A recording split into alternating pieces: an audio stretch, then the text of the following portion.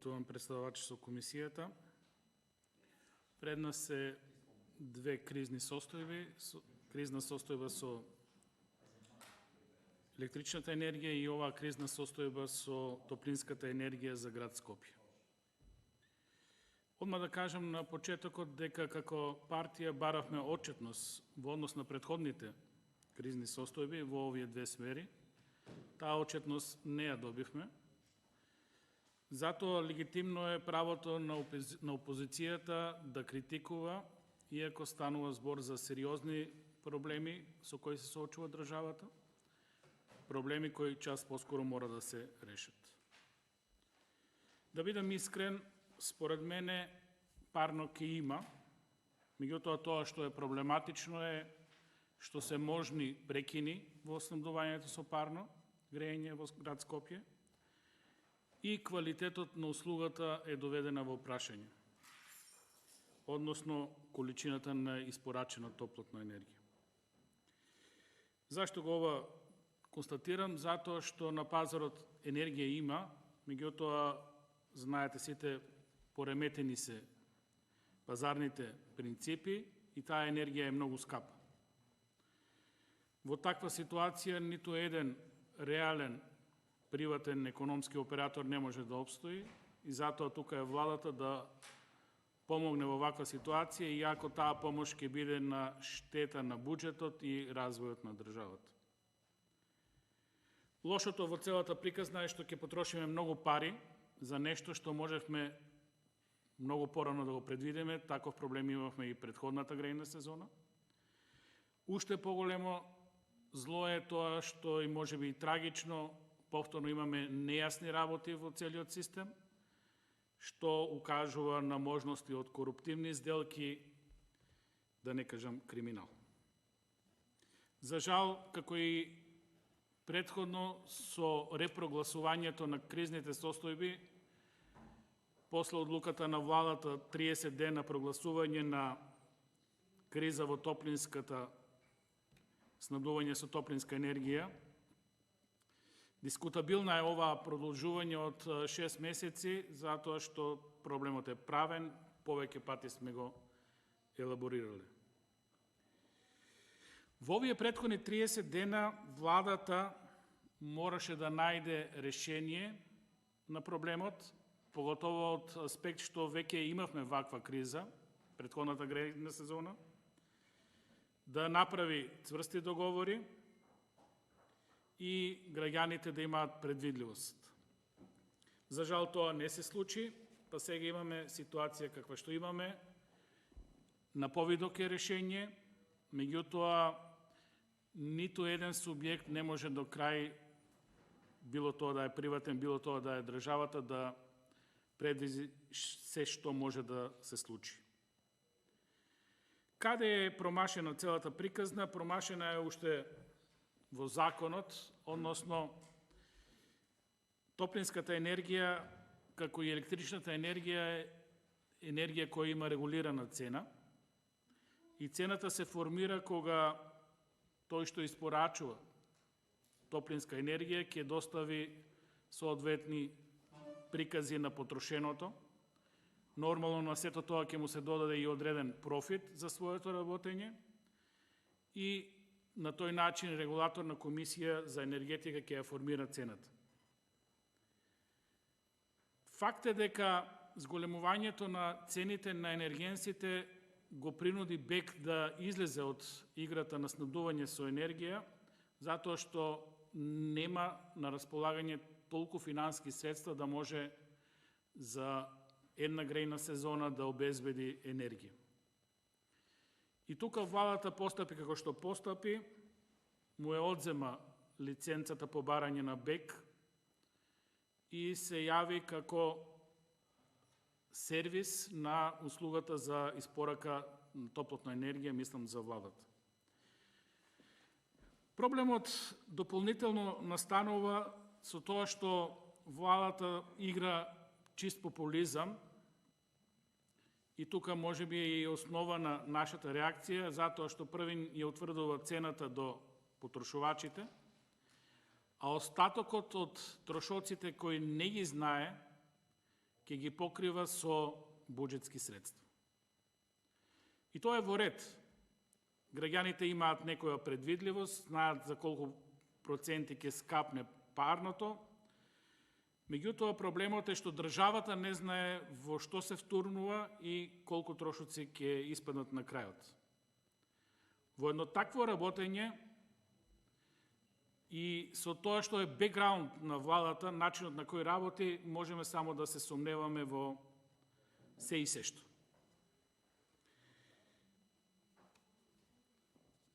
Оваа криза е број 20 или тука некаде, што од владата, што од парламентот прогласена и не научивме ништо од претходните кризи, затоа што збунува хаосот во кој сме во моментот во однос на топлинската енергија.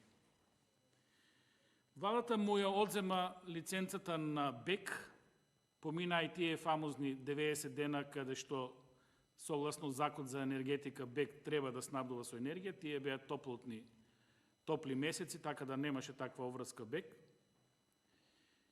Односно, владата го презема бизнисот, така да БЕК можеме да кажеме дека условно е надвор од игра. Но, реално не. Владата секојдневно го прозива БЕК да обезбеди топлотна енергија, затоа што нормално почнува грејната сезона и ако не успее математиката на владата ќе се соочи со реален критички момент од граѓаните.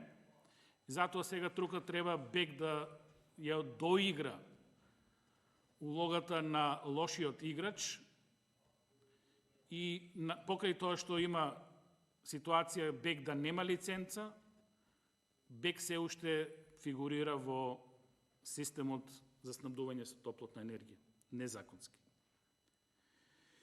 Проблем избунувачки и дел од хаосот е и компанијата Дора, која ги има купено на соодветна тендерска постапка топланите Исток и Запад, но во исто време оваа компанија нема лиценца за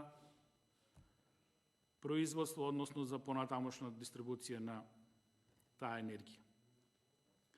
И сега гледаме владата час поскоро сака да го регулира ова, понуди барање до оваа приватна компанија да ги откупи топланите и тој процес е во тек, ќе го будно следиме на кој начин ќе заврши, да не влегуваме во нешто што е предмет на преговори. Единствено јасно е дека и покрај тоа што Дора влезе во овој бизнис, сосема јасно е дека сака да излезе од истиот, затоа што едноставно ни искусен бизнисмен како Ванчо Чифлиганец не може да се снајде во овој хаос кој го произведува државата. Во целиот тој хаос, владата, односно регулаторна комисија, кога веќе одзема лиценца, требаше да распише конкурс. Не сум баш во тек дали тоа го направи транспарентно. И да побара соодветни играчи кои ќе го заземат овој бизнис, меѓутоа играчот е нормално државата како крајна инстанца и формирање на, односно зголемување на ингеренции на постоечки субјект кој ќе треба да го земе бизнисот со парно. Во целата таа констелација, регулаторна комисија, место да ги разреши работите, дополнително ги комплицира и се става и над законот, па и покрај тоа што реков БЕК нема законска можност ништо да прави понатаму, без лиценца. Регулатор не ја дава обврска да продолжат со бизнисот. На овој начин, повторно регулаторна се става надвор од законите, над законите, да уредува нешто што не е во нејзина надлежност. Меѓутоа, ќе зборуваме за тоа во друга ситуација. Јасно ни е решението. Решението е тето, кое треба да обезбеди топлинска енергија, тоа е енерганата. Меѓутоа, тука се појавуваат неколку нејасни работи дали тето ќе може континуирано да работи, затоа викам ќе има парно, но прашање е дали ќе има прекини. И затоа на владата и треба дилот со Адора за да обезбеди алтернатива, односно топлина од топланите, евентуално и на мазут. Алтернатива и треба нормално, иако целосно пропадне приказната со тето, и тоа јавно не се кажува, туку тука се настапува со некои приказни. Газ од ваму, газ од таму, меѓутоа, верувајте, нити ќе дојде газ од некаде, нити сме поврзани, нити тоа можеме политички да го издействуваме.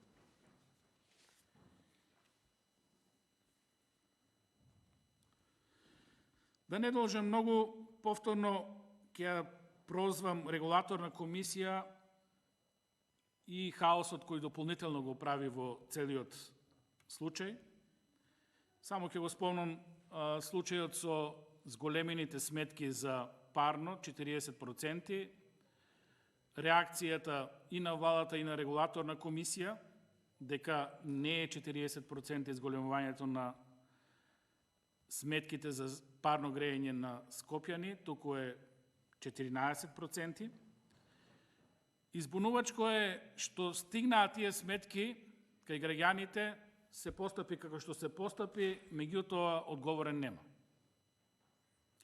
Значи, тоа што можеме да го заклучиме од тој настан е дека институциите меѓу себе не се координирани, иако владата прогласи 30-дневна кризна состојба, не успеа ова да го надмине, и за овој гаф во најмала рака очекував да има политичка одговорност, далеко сме од некакви други одговорности, во ситуација кога имаме заробено правосудство, меѓутоа барем политичка одговорност мораше некој да сноси, но таа ја нема.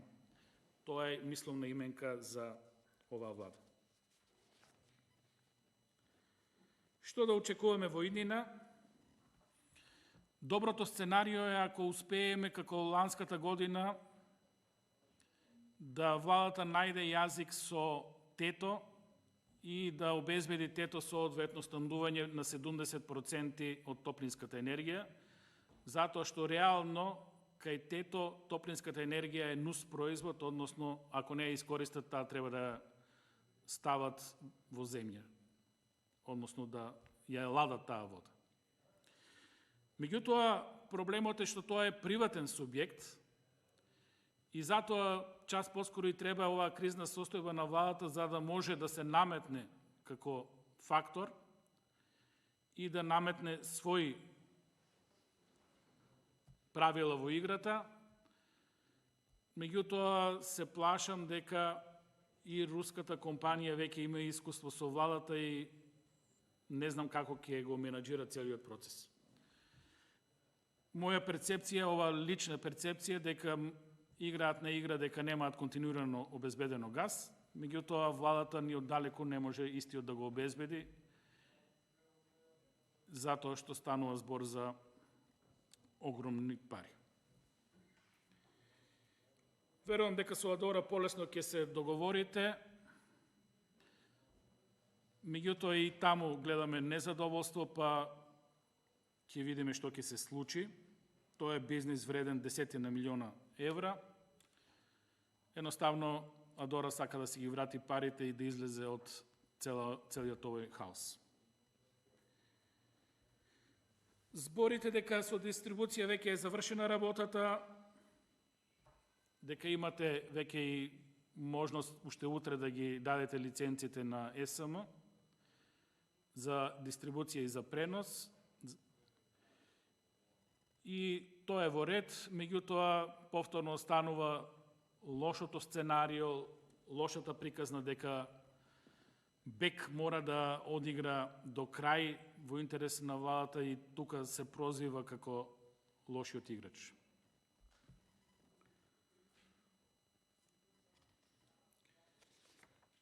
Да не должам многу, стигаме до еден момент каде што владата се наоѓа на крстопат или да се разобличи дека мора да игра на страната на Русија и да игра на руски газ преку ТЕТО, или да, барем тоа што го слушаме во медиуми, дека се прозападни и дека се ЕУ, да обезбедат газ, што е многу тешка приказна во целава констелација, кога веќе енергијата е отидена до плафон и не знам што се чекаше до сега. Смешни се изговорите како го нападнавте председателот на ВМРО, господинот Христијан Мицкоски, кога ви понуди решение во летото да закупиме газ, да го складираме во некоја друга држава и по пат на размена на удели, тој газ овој период да стигне во државата. Сметавте дека техничка можност за тоа нема, меѓутоа очигледно не знаете како функционират тие договори и протокот на газ. Тоа е како да поставите прашање како да купите од Кина некоја играчка за €1, кога треба многу пари да дадете за да стигнете до Кина. Меѓутоа, тоа ви изгледаше смешно. Сега од дистанца очигледно е дека требало да послушате и требало Македонија на време да обезбеди газ. Вака имате, ви кажав, две опции. Да играте на страната на Русија и на Путин, да обезбедите нивен газ, или да барате алтернатива за снабдување на топлинскиот систем во Скопје со цени кои се многу повисоки во моментот и тоа е нормално затоа што го испуштивте возот.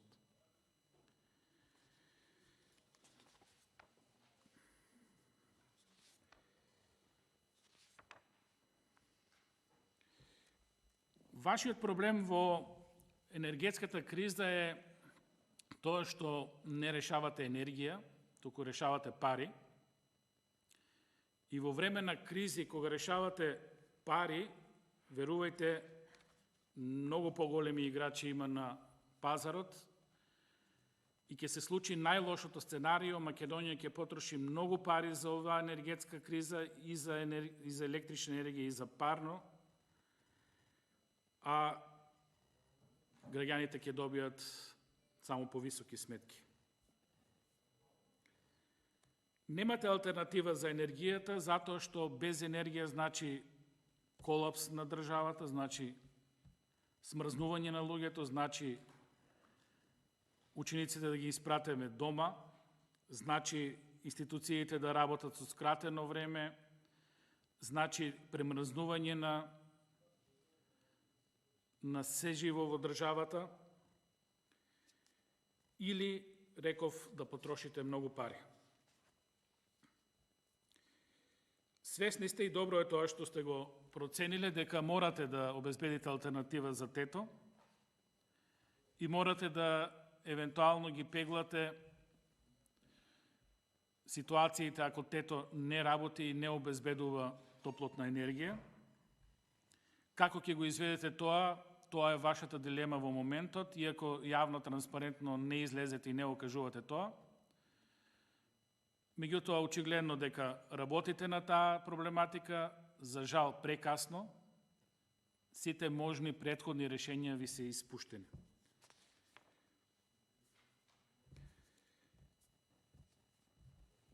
За догодина, во претходните 30 дена од кризната состојба не слушнавме ниту еден збор.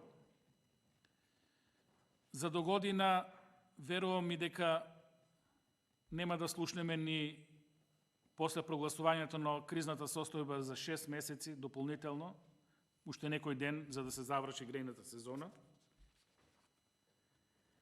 Остануваат многу нејасни работи, иако на оваа комисија и на парламентарна сесија требаше да одговорите, јасно да ја дефинирате кризата, јасно да дефинирате како ќе го решите проблемот со парното, јасно да дадете насоки граѓаните во која насока да се движат Меѓутоа, тоа е мисловна именка за оваа влада. Останува неизвестноста, останува ден за ден да бараме како граѓани на Република Македонија одговор на овие прашања и верувам дека нема да ги добиеме. Сега, пред да почнам со дискусија, вака пролистувајќи го дневниот печат, Битики ќе каже најголем проблем за иселувањето е недовербата во институциите. Уште еден проблем покрај тие 5 што ги набројува во државата, иако го набројува периодот 2011-2019, иселувањето на 700.000 граѓани од Република Македонија, мора да го наведе и проблемот со загревање на граѓаните на Република Македонија и несигурноста која истите ја доживеvaат во овој момент, затоа што испаѓа дека ако се иселат од оваа држава, можеби ќе се негде загреат. Ова е жално во 21 век, ова е неодговорно, ова е во најмала рака скандалозно од оваа влада.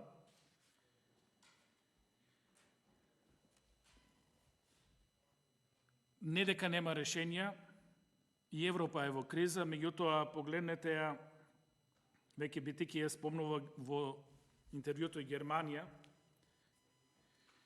Прво што направија, обезбедија резерва со газ. Читаме 95% им се полни резервоарите. Во моментот градат 5 платформи за прием на течен газ од танкери. Преговараат за нов гасовод. Обезбедија алтернативни термоцентрали, нуклеарни централи и така натаму. Засилено инвестираат во обновлива енергија. И ќе кажат германците дека оваа зима ќе биде тешка, дека треба да се штеди, но гледаат решение за до година, гледаат решение за идните години. Доволно ќе беше барем нешто да направиме,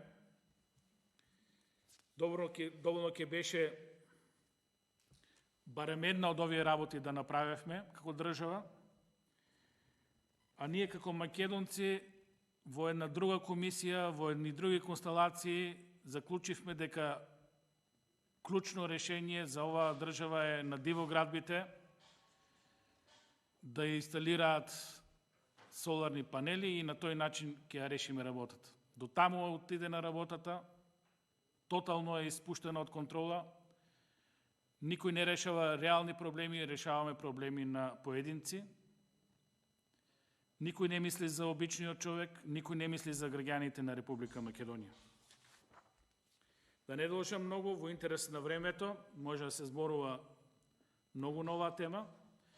Меѓутоа, овде ќе заклучам дека граѓаните мора да си ја преземат судбината во своји раце и да ја кажат стоп на оваа неодговорна и расипничка влада. Благодарам.